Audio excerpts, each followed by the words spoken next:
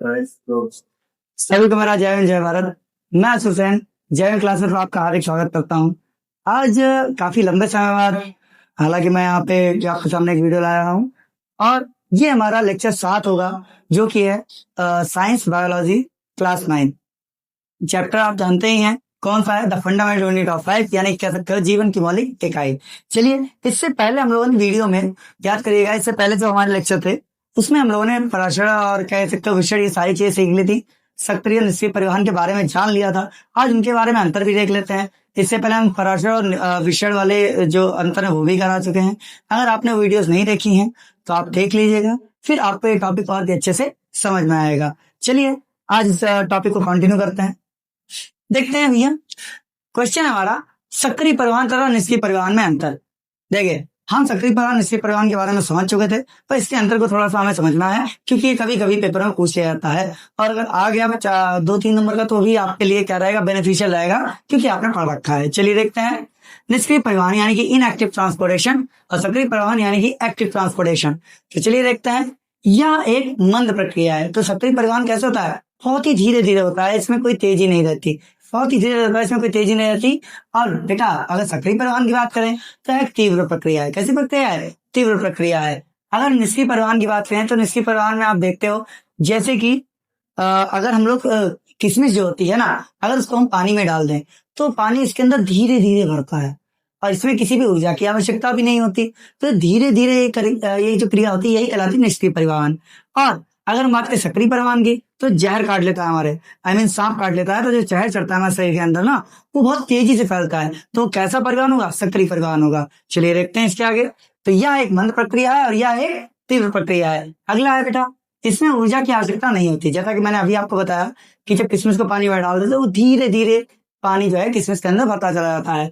और याद रखिएगा इसमें किसकी आवश्यकता नहीं होगी? ऊर्जा की आवश्यकता नहीं होगी। बिल्कुल इसमें ऊर्जा की आवश्यकता नहीं होती, लेकिन इसमें एटीपी के रूप में ऊर्जा की आवश्यकता होती है क्योंकि जो जहर चढ़ता है ना वो हमारे शरीर से ऑक्सीजन लेता है। ऑक्सीजन क्या? एटीपी ऊर्जा लेता है। माइटोकॉन्ड्रिया से एटीपी ऊर्जा खींच लेता है जिसके कारण ये जहर और भी तेजी से चढ़ता है। चलिए आगे देखते हैं। जो हमारा कहते हैं निष्क्रिय परिवहन है, इसमें वाहक प्रोटीन की आवश्यकता नहीं होती। इसमें वाहक प्रोटीन यानी कि जो जल है, जो अंदर जल जो है ट्रांसपोर्ट करेगा हमारी कोशिका के अंदर, तो उसके लिए कोई प्रोटीन नहीं चाहिए। लेकिन बेटा यही बात करते हैं सक्रिय परिवहन की, तो जब जहर चढ़ता है ना तो कोशिका थ्रू चढ़ता है, यानी कि वाहक प्रोटीन इसमें चाहिए।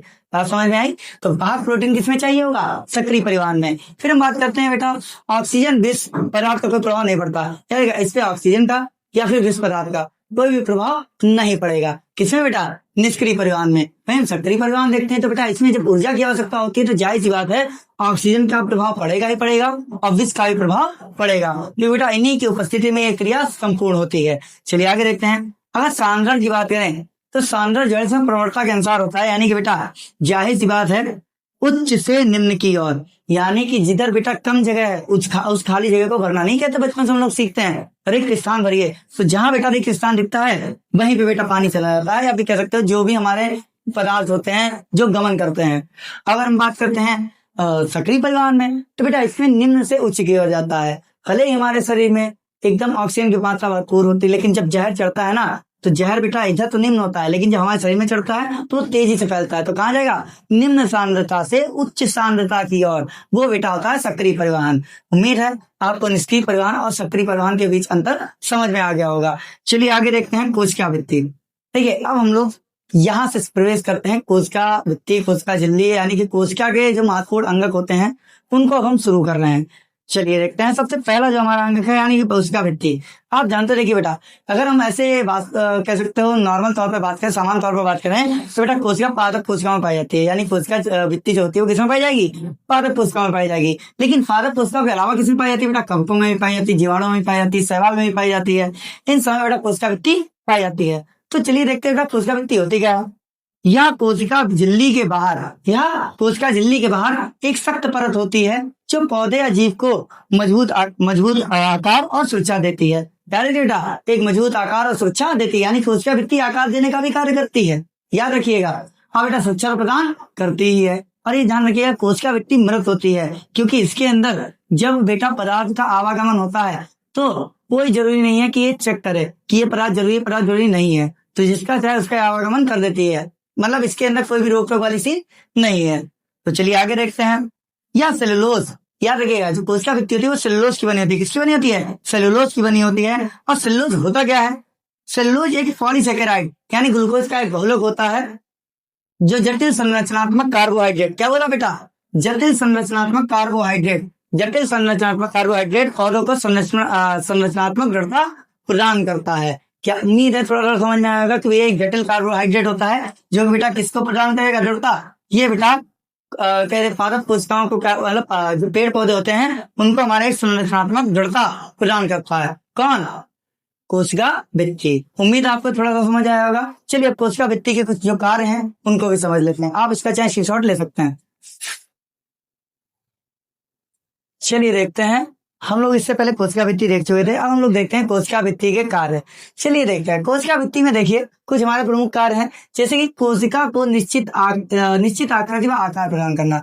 तो निश्चित आकृति व आकार कौन प्रदान करेगा? कोशिका भित्ति। अगर हम देखते हैं कोशिका को यांत्रिक बल कौन प्रदान करता है, तो ये कोशिका भित्ति ही क्या करती है? कोशिका को यांत्रिक बल प्रदान करती है। लेकिन इससे जरूरी भी एक काम होता है, यह यांत्रिक चोट रसायन व सूक्ष्म जीवों से कोशिका की सुरक्षा भी करती है। यानी अगर कोशिका को कोई भी आघात पहुंचता है तो उसकी रक्षा सबसे पहले कौन करता है? कोशिका भित्ति करती है। हालांकि ये जंतु कोशिका में नहीं पाई जाती, लेकिन पादप कोशिका में यही जो कोशिका भित्ति होती है वो कोशिका की रक्षा भी करती है। यानी कि उस पर अगर कोई आघात पहुंचा, कोई चोट लग जाए तो उससे रक्षा कौन करेगा? कोशिका भित्ति करेगी। अगर हम देखें बेटा अगला, यह अल्प परासारी विलयन में कोशिका को फटने से बचाती है। यानी अगर पानी ज्यादा भर जाता है, यानी कह सकते हैं ज्यादा अवशोषण हो जाता है, अगर कोशिका में जल का ज्यादा अवशोषण हो जाएगा तो बेटा उसको ये फटने से भी बचाती है। फिर इसके आगे अगला पॉइंट देखते हैं। कोशिका के जल संबंधों का नियंत्रण करती है। यानी कि अगर ज्यादा जल का संमान होता है तो उसको भी नियंत्रण करती है। कौन? कोशिका भित्ति। आगे देखते हैं। पर्यावरण की विविधताओं को बेहतर ढंग से सहने में सक्षम होती है। कौन? कोशिका भित्ति। क्योंकि इसका आवरण कैसा होता है? मोटा होता है, कठोर होता है। इस वजह से बाहर जितने पर्यावरण के जो भी समस्या होती है उनको झेलने में अच्छी खासी सक्षम होती है। चलिए अब हम देखते हैं हमारा जो मेन क्वेश्चन है, कोशिका भित्ति एवं कोशिका कलाई, जिसको आप कोशिका झिल्ली बोलते हो, उसमें अंतर। चलिए देखते हैं। देखिए कोशिका भित्ति और कोशिका झिल्ली। कोशिका भित्ति क्या बोलते हैं? सेल वॉल बोलते हैं इंग्लिश में। और वही कोशिका झिल्ली को क्या बोलेंगे? सेल मेम्ब्रेन बोलेंगे। देखिए बेटा पादप कोशिका जीवाणु व कवक कोशिकाओं में भी पाई जाती है। यानी कि बेटा पादप कोशिका जो होती है, यानी जो कोशिका भित्ति होती है वो किसमें पाई जाएगी? पादप कोशिका, जीवाणु कोशिका और कवक कोशिकाओं में ही पाई जाती है। ठीक है, किसमें से? पादप कोशिकाओं में, जीवाणु कोशिकाओं में और कवक कोशिकाओं में। इनमें ही पादप कोशिका, इनमें ही जो है कोशिका भित्ति पाई जाएगी। लेकिन कोशिका झिल्ली की बात करते हैं तो बेटा जितनी भी प्रकार की कोशिकाएं होती हैं उन सब में आपको कोशिका झिल्ली मिलेगी। जितनी भी कोशिकाएं होती है सब में कोशिका झिल्ली पाई जाती है। अगर हम बात करते हैं कोशिका भित्ति की, यह कोशिका कला के बाहर स्थित होकर बाह्य आवरण बनाती है। यानी कि बेटा यार रखिए, जिसमें कोशिका भित्ति पाई जाएगी उसमें कोशिका झिल्ली तो पाई ही जाएगी, तो ये कोशिका झिल्ली का भी क्या करती है? बाह्य आवरण बनाती है। कौन? कोशिका भित्ति। तो ये अगर मान लीजिए अगर ये है कोशिका झिल्ली, तो इसका बेटा ये बाह्य आवरण जो बनाएगी, ये बनाएगी कोशिका भित्ति। अगर ये कोशिका झिल्ली है तो कोशिका झिल्ली का बाह्य आवरण कौन बनाएगा? कोशिका भित्ति बनाएगा।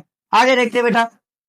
जंत कोशिका में कोशिका का बाह्य आवरण बनाती है कौन? कोशिका झिल्ली। तो जंत कोशिका में कोशिका का बाह्य आवरण कौन बनाएगा? कोशिका झिल्ली बनाएगी। अन्य कोशिकाओं में कोशिका भित्ति के नीचे स्थित होती है, यानी अंदर स्थित होती है। कोशिका भित्ति के नीचे क्या कह सकते हो? अंदर। यानी कि जितनी बाहर की कोशिकाएं, चाहे वो पादप कोशिका हो, चाहे जीवाणु कोशिका हो, कवक कोशिका हो, उनमें बेटा कोशिका भित्ति के अंदर स्थित होती है। क्या होती है? कोशिका भित्ति के अंदर स्थित होती है। अगर हम देखते हैं तीसरा पॉइंट अपना, तो ये अजीवित संरचना, यानी कि एक मृत संरचना है, ये जीवित नहीं होती है। तभी तो इसमें कोई भी पदार्थ आवागमन कर सकता है, लेकिन अगर हम कोशिका झिल्ली की बात करें तो यह एक जीवित भाग है। इसके अंदर प्रत्येक पदार्थ जो है आवागमन नहीं कर सकता, कुछ चयन किए हुए पदार्थ ही आवागमन कर सकते हैं। अगर हम चौथा पॉइंट देखें तो यह संरचना काफी मोटी एवं दृढ़ होती है, कह सकते हो कठोर भी होती है। और वहीं अगर हम बात करते हैं कोशिका झिल्ली की, तो ये बहुत ही पतली व लचीली संरचना होती है। कौन? कोशिका झिल्ली। तो कोशिका झिल्ली बहुत ही पतली एवं लचीली संरचना होती है। अगर हम बात करते हैं, ठीक है, जो कोशिका भित्ति होती है ना, ये एक पारगम्य झिल्ली है। कैसी झिल्ली है? पारगम्य झिल्ली। क्यों? इसके अंदर कोई भी पदार्थ आवागमन कर सकता है। इसके अंदर खुद का कोई भी सेंस नहीं है कि इसको रोकना चाहिए, इसको नहीं रोकना चाहिए, या कोशिका का जो केंद्रक होता है उसको कोई भी आदेश नहीं दे सकता। लेकिन अगर बात करते हैं कोशिका झिल्ली की, तो कोशिका झिल्ली एक वर्णात्मक पारगम्य झिल्ली है, कह सकते हैं एक चयनात्मक पारगम्य झिल्ली है। इस पे कोशिका अपना आदेश, केंद्रक अपना आदेश दे सकता है और कुछ चयन किए हुए पदार्थ ही आवागमन कर सकते हैं। आगे देखते हैं बेटा। ये जो है ये सेलुलोज तथा अन्य पदार्थ जैसे पेक्टिन, हेमीसेलुलोज आदि की बनी होती है। किसमें बेटा? एक तो सेलुलोज हो गया, फिर पेक्टिन और दूसरा हेमीसेलुलोज, ये आदि की बनी होती है। लेकिन अगर हम बात करते हैं कोशिका झिल्ली की तो बेटा ये फास्फोलिपिड्स व प्रोटीन्स की बनी होती है। किसकी? फास्फोलिपिड्स व प्रोटीन्स की बनी होती है।